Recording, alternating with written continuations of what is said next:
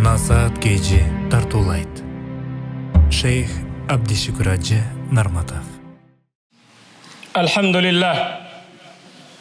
لله نحمده ونستعينه ونستغفره ونستهديه ونعوذ بالله من شرور أنفسنا وسيئات أعمالنا. من يهده الله فلا مضل له ومن يضلل فلا هادي له واشهد أن لا إله إلا الله وحده لا شريك له واشهد أن سيدنا ونبينا وعظيمنا وحبيبنا محمدا رسول الله أدى الأمانة وبلغ الرسالة ونصح الأمة. Алам жаратқан Аллах Тағала мақтаулар, пайғамбарға дуа саламдардан кейін урматтуу мұсылман бір туғаным, Аллах Тағала кереметті Құранда өзінің барлығына бірлігіне иман келтірген бенделеріне қайрылып бұндай дейді: Аузу биллахи минаш шайтанир ражим. Я айюхаллазина аману тақуллах валтанзур нафсун ма қаддамат лигад ваттақуллах инналлаха хабирун бима таъмалун. О Алланың барлығына бірлігіне иман келтірген бенделер, өзіңер ишеніп иман келтірген Алладан қорқып, әрбір нафс, әрбір жан ертең ақырет үшін емне амал қылғаныңарға назар таштағыла, Алладан қорқыла, Аллах Тағала барлық ішіңерден хабардар дейді. Пайғамбарымыз саллаллаху алейхи ва саллам сахих хадисінде әл-жаннату тахта ақдамил уммахат, бейіш енелердің қадамының астында дейді. Урматты мұсылман бір туған, Пайғамбарымыз саллаллаху алейхи ва саллам бір хадисінде сәләсатын үшеу бар дейді. Үшеуінің Аллах Тағала үш түрді адам бар, алардың қылған ибадаттарын, қайырымдылығын Аллах Тағала қабыл қылбайды дейді. Жана алардың бара тұрған жері дозоқ дейді. Алардың біреусі, үшеуінің біреусі ата-енені ақ болып, ата-ененің қарғышына қалған, ата-ененің разылығын албаған. Урматты мұсылман бір туғаным, ене деген зат, ене қалпайтауы, ене қалпайтпайды деп ойлайтындар. Бірақ енелер де қалп жалғанды сөйлейді екен. Бірақ енелердің қалп айтқандығы жалған сөзі ұшындай ширин, өте қоз қалп айтады екен. Ене дайым жалған айтады. Емне дейді? Балам, жегін, мен ашқа емесмін дейді. Сен жегін дейді. Менің құрсағым тоқ дейді.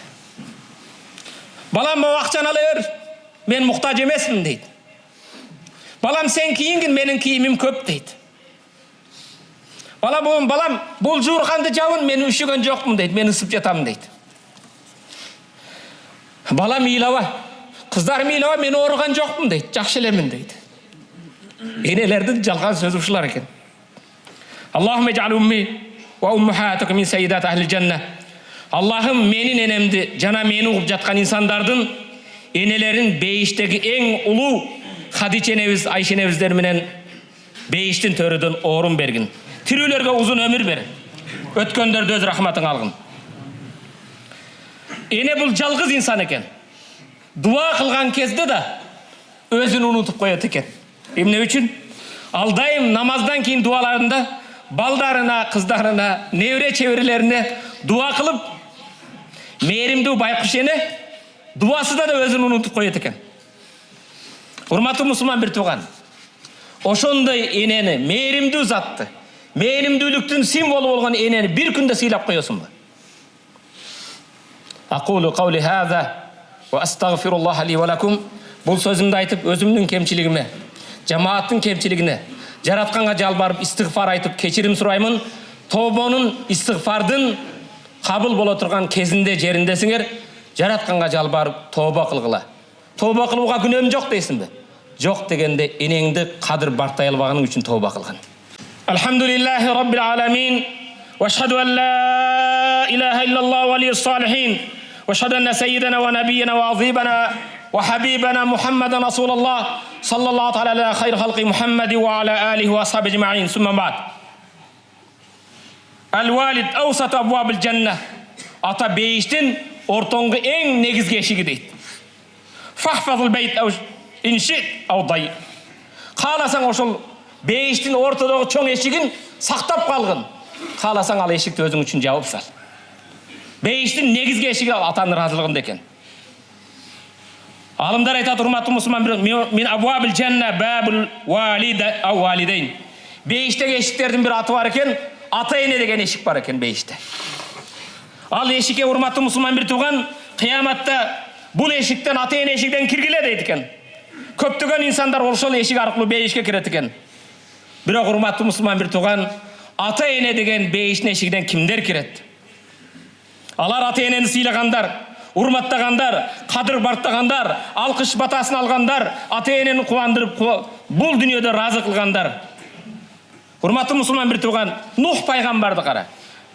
Нух пайгамбар дуа кылгандай, Роббигфирли ва ли валидайя. Роббигфирли ва ли валидайя. Аллахым мени кечир, ата-энемди кечир. Валиман дахала байтия муъминан.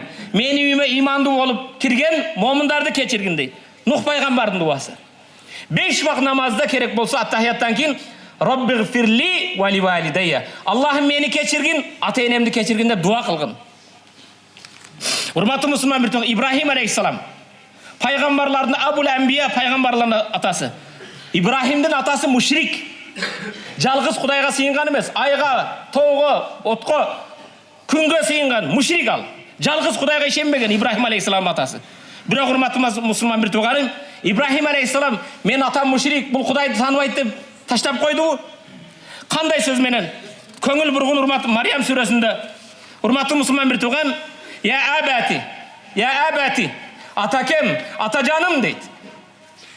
Бүгүн кебирлер кече намазды баштап алып, сен намаз окубайсың, не десе сыйлабайт. Ибрахим алейхиссаламдын атасы мушрик. Сен атаң күнөөкөрдүр, балким намазды билбес. Балким орозо карма, күнөөкөр Кудайдын астында. Бирок мусулман, момун ал. Сен кыйын болосуң мана. Ибрахим алейхи, я абати, атаке дейт. Ла та'буду шайтан. Атаке шайтанга сыйынба. Я абати, атаке, атажан деген сөздөн жакшы сөз барбы? Мушрик дейт, атажаным дейт. Атакем, шайтанга сыйынба. Шайтандан ээрчибе. Я абати, инни ахафу ан ямассак азабу минар рахман. Ата, рахман болгон Алланын азабы сизге жетип калбасын деп корком. Сен дозокко түшөсүң, дозоксуң деген жокпу? Тыжы мушрик деген жок. Алланын рахман болгон Алланын мээрибиден кур калбасын деп корком сиз үчүн. Урматтуу мусулман бир тууган, бутка сыйынган атага болгон. Я абати, атаке, Исмаил алейхиссалам кийинчерээк Ибрахим атаке деди, баладан да атаке деген сөздү угат, атажан деген сөздү угат. 86 жашында балалуу болгон кезде Ибрахим Исмаилга, я бунайя инна ара фил манами ан назбахук, балам түшүмдө сени курмандык кылганыңды көрдүм. Фанзур маза тара. Пикириңди айтчы, эмне кылайын десе, я абати иф'ал ма ту'мар сатажидун иншаллах минас сабирин. Атаке, атажан, Алланын буйругун аткар, менин сабырдуу экеним көрөсүз. Мурда Ибрахим мушрик болгон атасына атаке дедиби? Бүгүн Исмаилдан кайтып атат. Атажан, Алланын буйругун аткарың, менин кандай сабырдуу экенимди табасыз дейт. Урматтуу мусулман бир тууганым, каарыган эне 3 баланы тарбия кылган. Аталары жашында өтүп кеткен. 3 баланы чоңойтtu, окутту. Үйлөдү. Үйүн салды, башка кылды. Бели бекчейип, балдардын мээрине муктаж болгон кезде, эне кайсы келиним менен турсам, жаш баламбы, улуусу мененби, ортончу балам мененби турам деп, балдарын сыноого келди.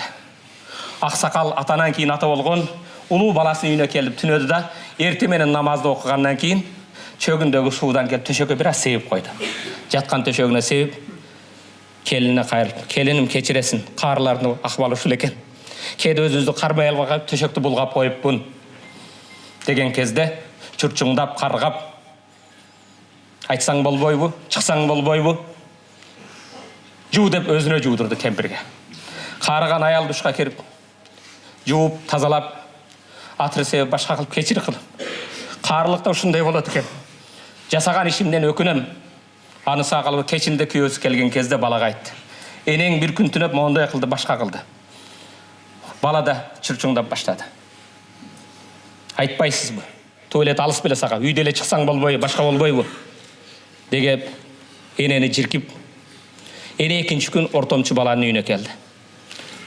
Эртеңки намазды окугандан кийин жанагындай эле сууга, төшөгүнө суудан себип коюп, балам кечире көргүн, келиним балам айтпай эле койгун, каарыганда ушундай экен. Төшөктү булгап койдум десе, бул да чурчуңдап үйдө кыямат кылды. Кечинде күйөөсү келген кезде бала да жанагындай жаман орой мамиле кылды.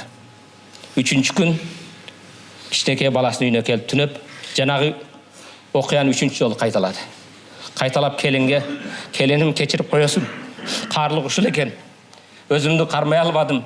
Тияқа жетішпей қалдым, төшекті бұлғап қойдым дегенде, ене, кішінекей кезімізде сілер қанша біз төшекті бұлғағанбыз. Біз қаншалаған бізді жалаяқтарды жудың әрілі. Ештеріс емес. Аны мен жуып қоям, қайғырбаң. Біз де қарыбыз деп, кішінекей келін төшекті жуып, жыпар жытын севіп, күйеуіне де айтпастан, ене, бұндай нәрсе екеуіңіз наразы болсын. Балаңыз ұқпайлай қойсын. Мен сіздің қызматыңыздамын. Жақшыям баланы түрерген екенсіз. Шындай иманды баланы маға жарқылы бердіңіз. Батаңызды берің.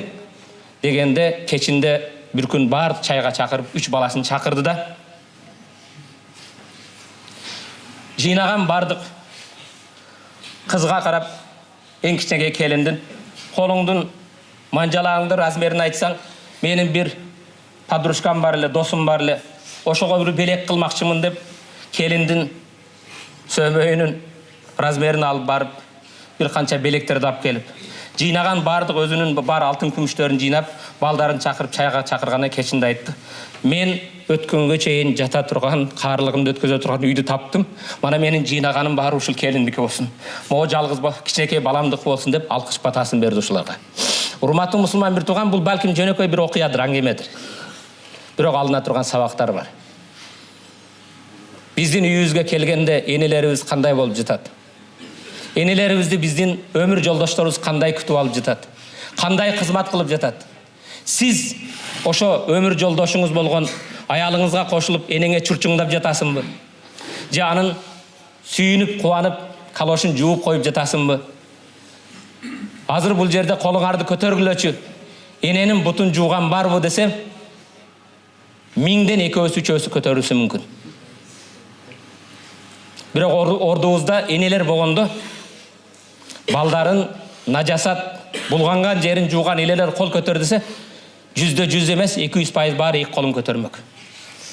Біз алардың бұт киімін емес, бұтында жуған жоқ біз урматтуу мұсылман бір тоған. Енелер бізге емнелер қылбады, қандай қызмат қылбады. Бұл енелер жылына бір жолы бір күнде ескеріп қойып емес. Жыл 12 ай. Әрбір саат, әрбір секунд, әрбір минут біздің сый урматыбызға, қызматыбызға татықты. Бірақ жоғарыда айтқандай өтіп кеткеннен кейін өкінеміз. Үйіңді бейіштің ешігі тұрады. Қаласаң ал бейіштің ешігін қоздып чоңайтып жауып салған. Bir tabi'in enesi ötken кезде ботодой боздоп ыйлайт, достору келип көңүл айтат. Сабыр кыл, баарыбыз өтөбүз дейт. Мынча ыйладың, мынча ботодой боздодуң дейт. Мен энемдин өткөндө сабыр кылам дейт. Менин ыйлаганым бейишке ачылып турган эшик бүгүн жабылып калды дейт. Бейишке карап ачылып турган эшик бүгүн жабылып калды дейт. Эшигиңер ачык болсо, ал эшикти кеңейткиле, кооздогула, кызмат кылгыла. Өткөндөргө истигфар айтып, тооба кылып, хайыр ихсан кылгыла. Жакшылыктын урматтуу мусулман бир туган адам баласы өткөндөн кийин дайым токтобой барып турган сооп садака жария. Жас келди. Атаңа арнап, энеңе арнап, чоң атаңа, чоң энеңе арнап, көчөт отургузгун. Жол оңдогун, көпөрө салгын, суу чыгаргын, жаратылышты кооздогун. Сооптор ошолорго жетсин. Пайгамбар манзара азаран, авгараса гарсан, ким эгин эксе, же бир көчөт отурса, фаяку минху тайр. Ал сен эгин эккен же дарактан канаттуу жесе, ау бахима же айван жесе, ау инсан же инсан жесе, фала хажур, анын соу дайым жете берет. Маркумга арнап көчөт отургузуп үйрөнөлү. Бүгүн да биздин жамаатта Кудайыма шүгүр, ата-энеси 63 пайгамбар жашына келген кезде тирүү эле ата-энеге арнап, дайым ата-энеме мен тирүү кезде жакшылык кылайын, сооптору жетип турсун деп, дини Имам Бухарин китептерин чыгууга, мусулмандар бир Адабул Муфрат, мусулмандын адеп ахлакы деген китеп басылып чыгаруусуна мен шуну кайрымдуулук кылайын деген жигиттер бар. Амин. Аллахумма агфир лана зунубана ва каффир анна сайyiatina ва таваффана мa'al абрар. Жараткан Аллах табарак ва таала алахан жай бата кылган жамааттын ата-энелерине узун өмүр берген. Жүрөктөрүнө бекем иман берген. Өткөндөрдү өз рахматын алгын. Мүрзөлөрүн нурдуу кылгын. Жаткан жерини бейиштин бакчалардан бир бакча кылгын я Раббал аламин. Ата-энесин арнап хайырсан кайрымдуулук кылган инсандардын кылган сооп иштерин кабыл кылгын я Раббал аламин. Кыяматка чейин токтогон садака жария кылгын. Жамаатыбызды угуучу бенделерден кылгын. Уккан аят хадиске амал кылуу насип эткен. Аллахым алахан жай бата кылган жамааттын бир да күнөөсүн калтырбастан бардык күнөөлөрүн кечиргин, кайгы капаларын жоюп жок кылгын, айыптарын жашырып оңдогун. Аллахым биз мусулмандарды сыйлуу кылгын, кор кылбагын, саныбызды көбөйткүн, кемейтпегин. Жараткан Аллахым алакан жай бата кылган биз дуа кылган бир да оору жана биздин арабызда ооруларга баарына шифа бергин. Аллахым карыздар бенделер карыздан кутулууга жардам бергин. Раббым Аллах пайгамбарым Мухаммад диним ислам деген үчүн, китебим Куран деген үчүн жапа чегип жаткан мазлумдарга өзүң жардам бергин я Раббал аламин. Аллахым жер бетинде мазлумдарга жардам бергин. Мазлумдарга жардам бергин. Залымдарды өзүңө тапшырдык я Раббал аламин. Пайгамбар алейхиссалам айткан сыяктуу ушул аятка таянып биз да ушундай дейбиз. Хасбуналлаху ва ни'мал вакил. Хасбуналлаху ва ни'мал вакил. Хасбуналлаху ва ни'мал вакил. Аллахумма ахлик az-залимин biz-залимин ва ахрij al-muslimin min baynihim salimin. Аллахым залымдарды залымдарга салып, залымдар менен талкалагын. Залымдардын арасынан мазлумдарды аман кылып чыгаргын я Раббал аламин. Аллахым биздин өткөн күнөөлөрүбүздү кечиргин, келечек күнөөлөрдөн сактагын. Аллахым билип кылган, билбей кылган күнөөбүздү кечиргин. Аллахым ашкере кылган, купуя кылган күнөөбүздү кечиргин. Аллахым жашоодо пайгамбар көрсөткөн жашоо менен, жол менен жашооду насип эткин. Өткөндө пайгамбарга үммөт болуп, жан таслим кыларды ла илаха иллаллах Мухаммадун расулуллах деп иман келимесин жан таслим кылып насип эткин я Раббал аламин. Ва саллаллаху аля хайр халқи Мухаммади ва аля алихи ва асхаби ажмаин. Амин бирахматика я архамар рахимин.